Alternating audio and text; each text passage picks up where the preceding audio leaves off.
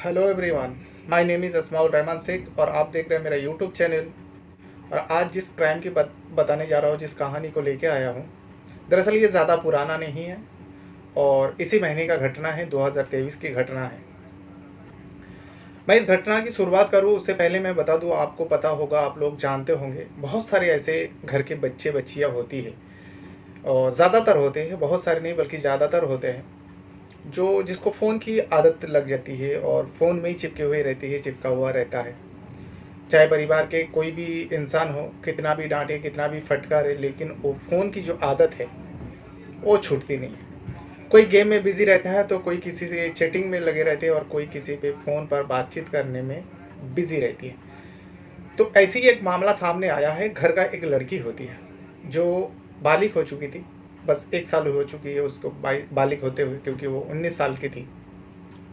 उसके फ़ोन में चिपका रहने की जो आदत थे, घर के जितने भी लोग थे, खास करके माता पिता, समझा बुझा के थक चुके थे, लेकिन वो समझती नहीं। जब भी उसे मौका मिलती, यानी वो मौका निकालती, हर काम छोड़ने के बाद हर काम छोड़ देते थे, लेकिन वो फ़ोन पे बात करना नहीं भूलती और घंटों घंटों फ़ोन पे लगा रहती। गरीब परिवार थे, जिसके वजह से माता पिता जो है अक्सर बाहर रहते हैं काम काज के सिलसिले में। आगे जाके पूरा डिटेल बताऊंगा आपको।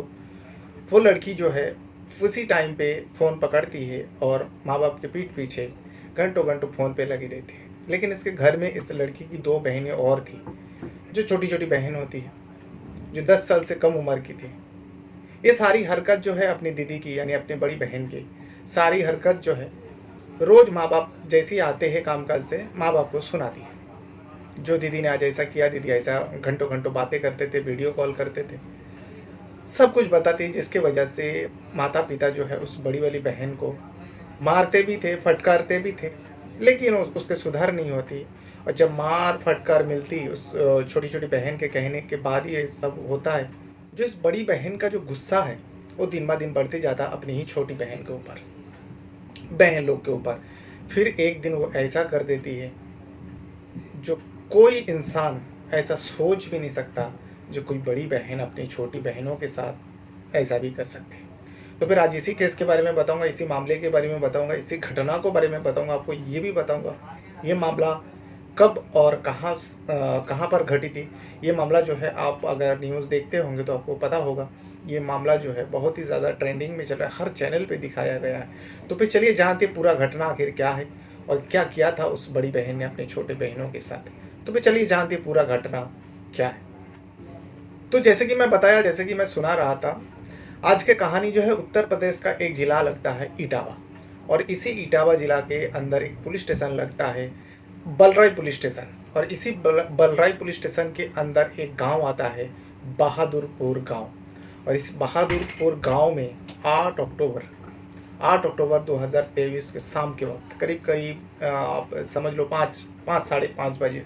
अब गांव की बात होती है तो 5 साढ़े 5 बजे अंधेरा सा हो जाता है।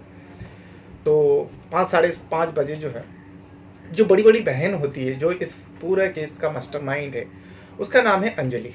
अंजलि जो है खेत में गई हुई थी। इसलिए खेत में गई हुई थी क्योंकि इसका जो माता पिता है, अंजलि और उस जो इसमें जो 2 बच्ची की मौत हो जाती है, तो माता पिता जो है खेत में काम करती थी, चारा वगैरह लाने गई थी और जो पशु है उसको लाने गए थे, जो खेत में बांध के आते हैं, चराने के लिए जाते हैं, शाम के वक्त अपने घर लेके आते हैं। तो माता पिता जो है वो खेत में गए हुए थे, लेकिन अंजलि जो है माता पिता को बुलाने और पशुओं को लाने और कुछ खेत जो चारा होती है खेत से वो लाने के लिए गई थी। लेकिन वो जब जाती है तो माता पिता कहती है, बेटा तू चला जा, ये थोड़ा बहुत चारा है, तू लेके जा और हम लोग आते हैं थोड़ी देर में, 10-15 मिनट में हम लोग आते हैं, तू जा। ये माँ बाप कह के अंजलि को भेज देती है। तो अंजलि थोड़ा बहुत चारा हाथ में लेके आ जाती है घर। अब घर आने के बाद वो दरवाज़ा जो है, घर की दरवाज़ा है वो बंद थी। वो चीखती है, चिल्लाती है। अब जैसे चीखने चिल्लाने की बात होती है गांव में, और भी आसपास के भी घर था, सब लोगों का जमावड़ा हो जाता है। आखिर एक लड़की और शाम के वक्त इतना क्यों चीख रही है, क्यों चिल्ला रही है। सारे लोग जमा हो जाते हैं और रो भी रही थी और पूछ रहे क्या हुआ बेटा। तो घर की तरफ इशारा करती है और कह रही है, मेरी बहनें को मार डाला, मेरी बहनें को मार डाला। अब ये सुनने के बाद बाकी लोगों भी घर के अंदर झांकते हैं। घर के अंदर झांकने के बाद लोगों के पैर तले ज़मीन खिसक जाते हैं। उस घर में जो छोटी छोटी एक बच्ची थी, और देखते हैं लोग, देखते हैं कि वो जो बच्चियाँ हैं फर्श यानी ज़मीन पर पड़ा हुआ है, और उस ज़मीन में चारों तरफ खून ही खून है। लोग दरवाज़ा तोड़ देते हैं, ये सोचकर तोड़ते हैं शायद ज़िंदा हो तो उसे हॉस्पिटल ले जाए या किसी ने चोट पहुंचाए। लेकिन जब दरवाज़ा तोड़ के अंदर जाते हैं, अंदर का मंजर देख के हर किसी का कलीजा जो है थम सी जाती है, और इस मंजर को देखने के लिए किसी का भी जो है रूह कांप उठती है। जो इंसान देखता है, क्योंकि जो छोटी लड़की होती है महज 4 साल की होती है, और उससे जो बड़ी है 7 साल की होती है। यानी एक 7 साल की लड़की और एक 4 साल की लड़की किसी ने इतने दरिंदगी से मौत के घाट उतार दिया था। अब उसके बाद पुलिस को खबर दी जाती है, और देखते ही देखते इलाका में, सिर्फ उस गांव में नहीं बल्कि पूरा इटावा जिला में इस आग की तरफ फैल जाती है ये घटना। और पुलिस को भी खबर दी जाती है। जो बलराई पुलिस स्टेशन है उसके पुलिसकर्मी सारे लोग इकट्ठा हो जाते हैं, पुलिस आती है, फॉरेंसिक टीम आती है, डॉग स्क्वाड आते हैं, सारे लोगों का जमावड़ा होता है और इस मामले का छानबीन करता है। पुलिस भी आते हैं तो देखते हैं कि इस मंजर को देखने, पुलिस क्या हर कोई देखता है तो उसके पैर तले ज़मीन खिसक जाता है। फिलहाल पुलिस का जो काम था, बॉडी को कब्जे में लेती है और लेने के बाद पोस्टमार्टम के लिए भेज देती है। अब पोस्टमार्टम से पता चलती है जो इसको धारदार हथियार से वार किया गया था और धारदार हथियार से काटा गया था। और देखते हैं कि पूरा घर के अंदर चारों तरफ खून ही खून है। और जो सबसे पहले जो देखी थी अंजलि, जो 19 साल की होती है, इस घर की बड़ी बेटी, वो रो रही थी, कुछ बताने की हालत में नहीं थी। थोड़ी देर में माता पिता भी आ जाते हैं, और माता पिता भी वही रो रो के बुरा हाल है। पिता जो होता है जयबीर से पूछा जाता है तो जयबीर पूरा कहानी बताते हैं। जो हम लोग खेत में थे, पति पत्नी और मेरी जो बेटी है अंजलि, थोड़ी देर पहले वो खेत में आई थी हम लोग को बुलाने के लिए, और पशुओं जो बंधा हुआ रहता है खेत में, उन लोग को लाने के लिए गया। तो मैं बोला, हम लोग ने कहा जो बेटी थोड़ा देर होगा तो ये काम का थोड़ा बहुत चारा, तो जब जा रही है थोड़ा बहुत चारा लेके चले जा। फिर हम लोग आते हैं पीछे से, लेकिन आने के बाद पता चलता है मेरी बेटी ने देखी ऐसा ऐसा, और फिर आसपास के लोग ने बताया, हम लोग ने तो नहीं देखा। देखिए, घटना बड़ी ख़राब हुई है। 2 छोटी बच्चियां हैं घर के अंदर, उनकी हत्या की गई है, और उनके ऊपर फावड़े से की चोट है। इसमें किसी प्रकार का इस हत्या का कारण क्या है उसके लिए सारी टीम हमारी लगी हुई है। आप देख रहे हैं कि यहाँ पे फोरेंसिक टीम कानपुर से भी आई हुई है, और सारी फोरेंसिक टीम जो हमें कुछ इंक्रिमिनेटिंग एविडेंसेस मिल रहे हैं और उस पर अभी उसकी एनालिसिस की जा रही है। अतिशीघ्र हम इस घटना को वर्कआउट कर देंगे। परिजनों से भी चल रही है, एंड उस बातचीत में से बहुत सारे तथ्य निकल के आ रहे हैं। तो अभी किसी निष्कर्ष पे पहुंचना जल्दबाजी होगी, और रात भर में हम लोग किसी निष्कर्ष पे पहुंच जाएंगे। अब सबसे पहले देख रहे थे पुलिस वाले, इस हिसाब से देख रहे थे कहीं ऐसा तो नहीं है कोई चोरी के इरादे से आया हो। देखा होगा घर खाली है, 2 छोटे बच्चे हैं, और उस वक्त वो दोनों सो रही होती है। जो छोटे छोटे बच्चे हैं, शाम के वक्त है, वो दोनों सो रही होती है। तो पुलिस को ऐसा लगने लगा, जो घर खाली देखा और दोनों बच्चियाँ हैं सो रही, हो सकता है कोई चोरी के इरादे से आया। लेकिन चोरी का एंगल नहीं लग रहा था, क्योंकि घर का जो भी सामान है, एक तो गरीब परिवार है, घर में कुछ ऐसा कीमती सामान तो है ही नहीं जो चोरी कर ले। लेकिन फिर भी पुलिस ने इन्वेस्टिगेशन कर देख रहा था, चेक कर रहा था। हो सकता है कोई शराबी हो, कोई नशेड़ी हो, नशे के चक्कर में थोड़ा बहुत घर का जो भी सामान मिलते हैं वो लोग चोरी करके बेच के वो शराब वगैरह पीने के लिए या नशा करने के लिए ऐसा हरकत करते हैं। लेकिन ऐसा कोई सामान, ऐसा कोई चीज़ गायब नहीं था, या फिर ऐसा चोरी का जो मैटर है वो नहीं लग रहा था। अब उसके बाद पुलिस वाले सोच रहे कहीं किसी दरिंदगी तो ऐसा तो नहीं किया, इस बच्ची के साथ हैवानियत किया हो, क्योंकि आज का दौर ऐसा है, ऐसा भी सामना होता है।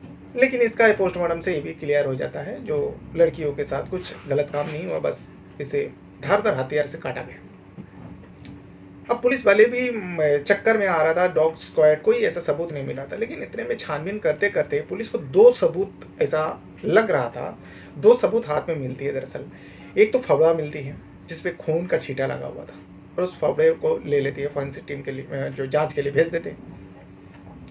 और उसके बाद एक कपड़ा देखती है, एक कपड़ा टंगा हुआ दिखती है रस्सी पे, जिस पर पानी टपक रहे होते। एक लड़की की कपड़ा है जो सूखने के लिए रखा था और उसमें पानी टपक रहे थे, यानी ताज़ा ताज़ा उस कपड़े को सूखने के लिए रखा था। तो पूछा जाता है ये कपड़ा किसका है।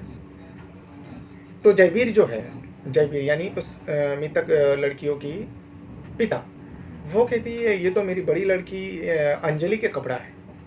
और इतने में जयवीर कहता है जो अंजलि इसी कपड़ा पहन के तो अभी थोड़ी देर पहले आई थी, वो कपड़ा क्यों चेंज किया, क्यों धोया? अगर उसने आकर देखा है घर के दरवाजा बंद है तो वो उसने कपड़ा कैसे चेंज किया?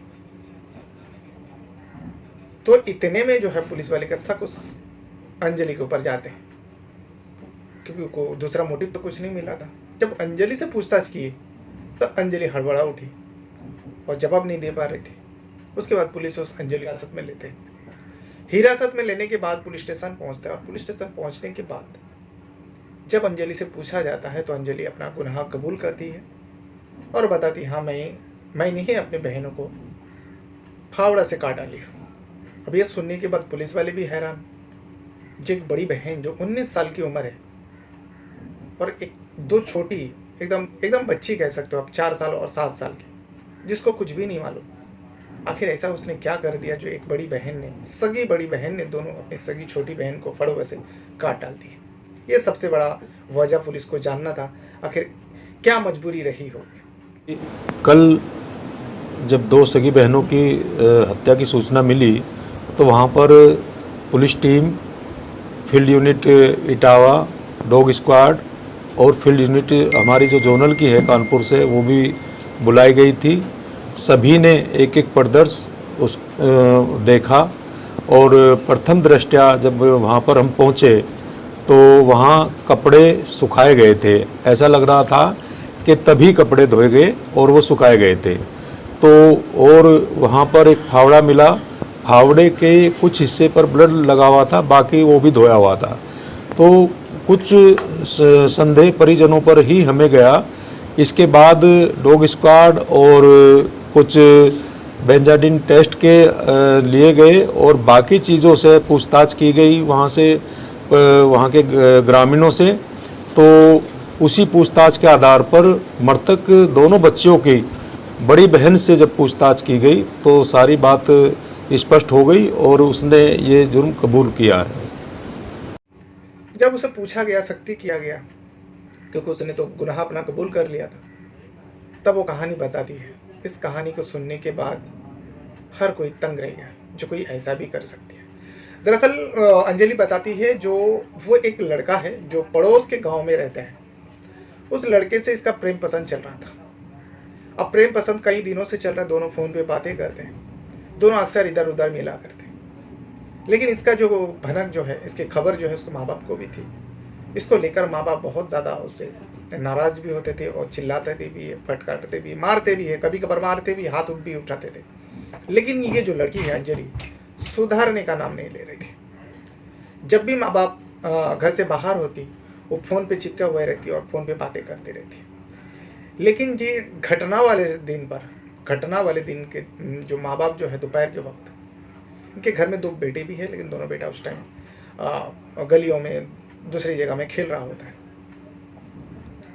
घटना वाले के दिन माँ बाप दोपहर के वक्त खेत में जाते हैं। जब थोड़ा छाव गिरती है तो खेत में चले जाते हैं और बता के जाते हैं हम लोग खेत में जा रहे हैं, शाम तक लौटेंगे। अपना बहन को ख्याल रखना और घर का काम काज कर लेना, जो माँ बाप का कहना रहता है, अपने बेटी को कहती है और चले जाते हैं।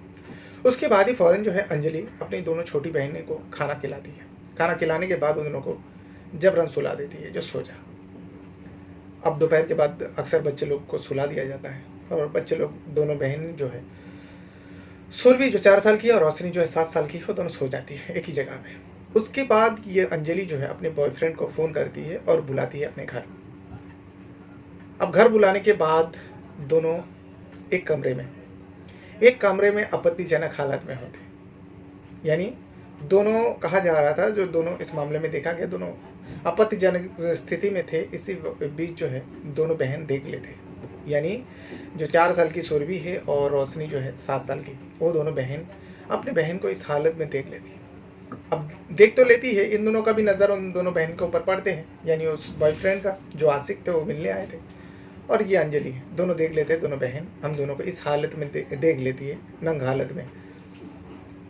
तो उसके बाद वो लड़का जो है चले जाते हैं, और उसके बाद ये अंजलि जो है दोनों बहन को मारते हैं, चिल्लाते हैं, जो इस बारे में माँ बाप को नहीं पता ना। लेकिन अंजलि को डर था। अंजलि को डर इसलिए थी क्योंकि जब वो बातें करती थी तो माँ बाप को बता देती थी ये दोनों बहनें।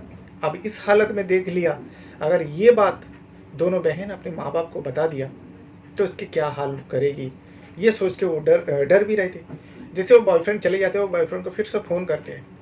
फ़ोन करने के बाद बताती है जो क्या करूँ, ये दोनों तो देख लिया और मुझे लगता है ये दोनों मेरे माता पिता को बता देंगे। तो बॉयफ्रेंड कहता है ये तुम्हारी बहन जो है सरदर्द बन के चुकी है, तुम्हारे दोनों बहन, तुम कुछ करो इस दोनों बहन के, नहीं तो हम दोनों मिल नहीं पाएंगे कभी। उसके बाद जो है अंजलि फैसला कर लेती है। बॉयफ्रेंड का कहना था तुम कुछ करो।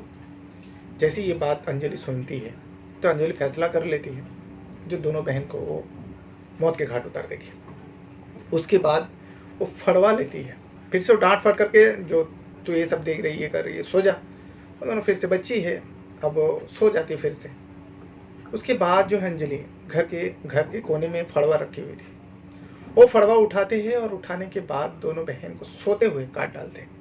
अब जब काटते हैं खून के छींटे जो है उसके ऊपर भी गिरते हैं, उसके कपड़े पे भी गिरते हैं, जिस वजह से वो उस कपड़े को धुलता है। धुलने के बाद सूखने के लिए रख देती है रस्सी पे। तभी पुलिस को शक हुआ था, अगर ये कपड़ा ताज़ा धुला हुआ है, पानी टपक रहा है। और जब इसके बारे में इन्वेस्टिगेशन किया, पता किया, तो पता चलता है उस बड़ी बहन अंजलि का कपड़ा है, पिता ने बताया। तो ये जब ये पूरा मामला जब अंजलि ने पुलिस वाले को बताया, पुलिस वाले भी हैरान, जो कोई बड़ी बहन ऐसा कर सकती है अपनी छोटी बहन को, जो अवैध संबंध में लिप्त थी, अवैध संबंध बनाने के चक्कर में अपनी दोनों छोटी बहन का जान ले लेती। अब अंजलि के कहने पर ही उसका आशिक जो है दूसरे गांव में रह रहा था, उसको भी धर ली जाती, क्योंकि पुलिस का कहना है, पुलिस का मानना है, जो उसका उकसाने के बाद ही अंजलि ने ये फैसला किया जो कोई बात नहीं, देख लिया तो ठीक है, माता पिता को बता देंगे तो तू बता देना जो हम दोनों शादी करने वाले। लेकिन उसने ऐसा नहीं किया, उस बॉयफ्रेंड आशिक ने ऐसा नहीं किया। उसने सीधा कह दिया जो तुम्हारी बहनें जो है सरदर्द बन चुका है, इन दोनों का कुछ करो। कहीं ना कहीं उसे उकसाया कुछ करने के लिए, कुछ गलत करने के लिए। जिस इरादे से उसने कहा था उस इरादा का उसने इस अंजलि ने पूरा कर दिया और अपनी दोनों छोटी बहन का जान ले ली थी। तो ये था वो पूरा मामला।